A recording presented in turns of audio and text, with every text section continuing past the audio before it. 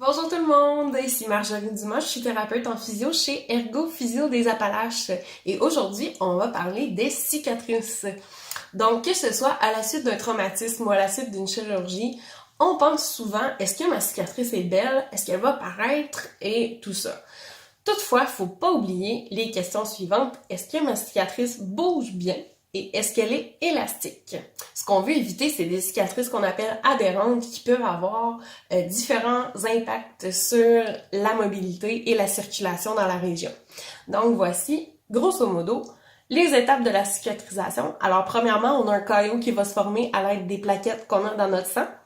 Suite à ça, on a une réaction inflammatoire qui va se produire là où les vaisseaux sanguins vont se dilater autour de la plaie pour apporter le plus de sang, de nutriments et de cellules réparatrices possibles à la région. Ensuite de ça, les fibroblastes, donc les cellules qui vont produire le collagène, vont s'accumuler dans la région et fabriquer le collagène nécessaire à réparer la plaie. Et ensuite de ça, on a la phase de maturation, ce qui veut dire que notre collagène va servir de trame sur laquelle vont se reproduire les cellules des différentes couches de peau qu'on a besoin pour recréer la peau de la région.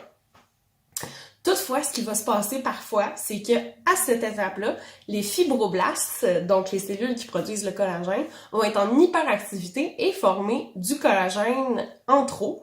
Donc, entre les différentes couches de tissu, on voit bien ici l'exemple qu'on donne souvent des toiles d'araignée qui vont se former entre différentes couches de tissu.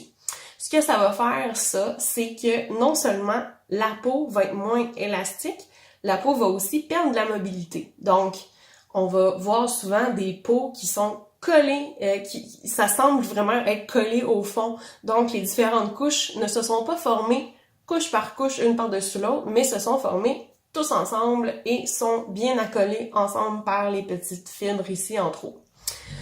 Donc, je vous donne quelques exemples de cicatrices adhérentes. Ici, on voit bien, c'est au niveau de l'articulation, ici, sur le dessus de la main. Donc, si on a une cicatrice adhérente à ce niveau-là, c'est comme si on pouvait pincer ici pour restreindre et on perd beaucoup de mobilité. Quand on vient pour plier, ça y va juste pas. On n'a pas la place et l'élasticité du tissu nécessaire pour le faire.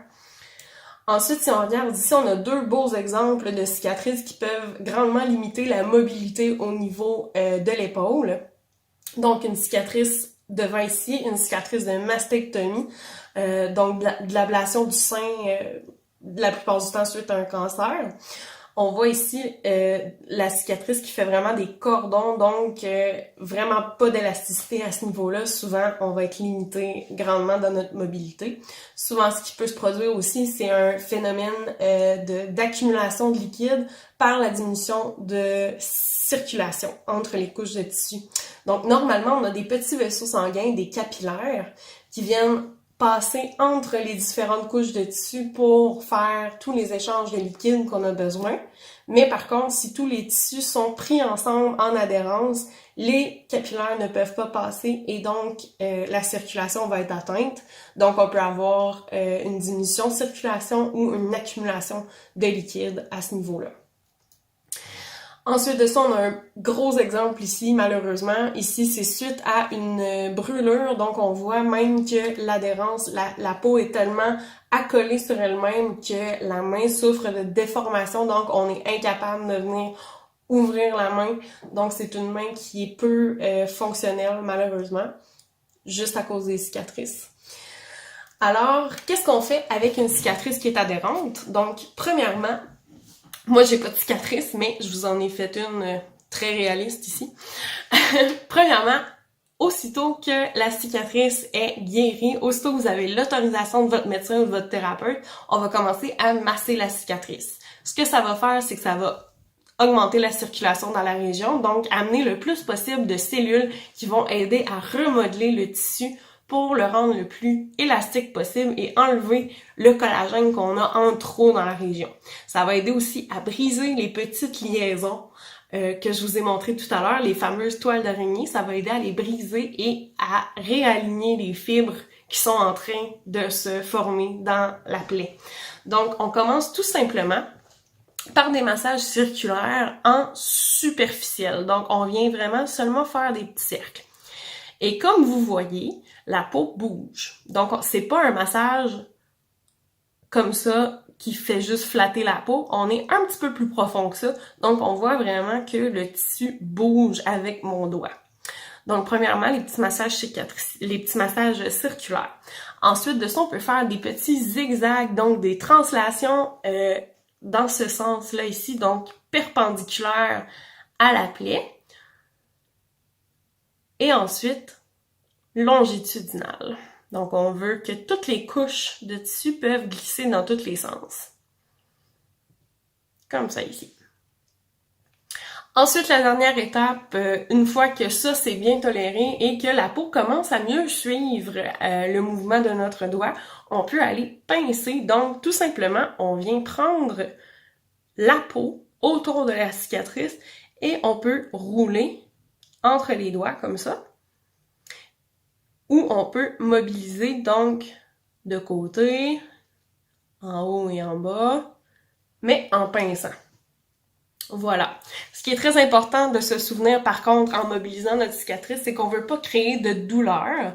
La douleur est là pour nous indiquer si on est en train de faire du dommage ou si on ne fait que accélérer la guérison.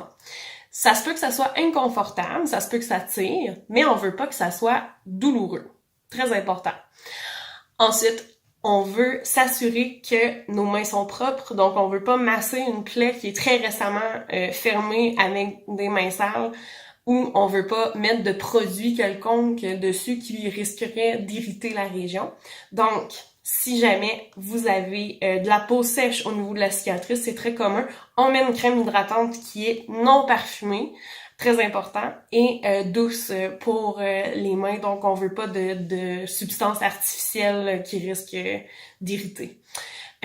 Aussi, c'est important de vérifier avec votre médecin, votre thérapeute, quelles sont les précautions qui s'appliquent à votre cicatrice à vous. Par exemple, si c'est une cicatrice de mastectomie, on la traitera peut-être pas nécessairement de la même façon ou avec la même intensité qu'une cicatrice sur le dessus de la main, par exemple. Ou une cicatrice d'une chirurgie abdominale, on la traitera pas comme une cicatrice de chirurgie orthopédique comme un genou. Donc, si jamais vous avez des questions ou vous avez des cicatrices qui vous inquiètent un petit peu, donc vous pouvez nous en parler, n'hésitez pas à Ergo Physio des Appalaches 335 37 46. Merci, passez une très belle journée et prenez soin de vous.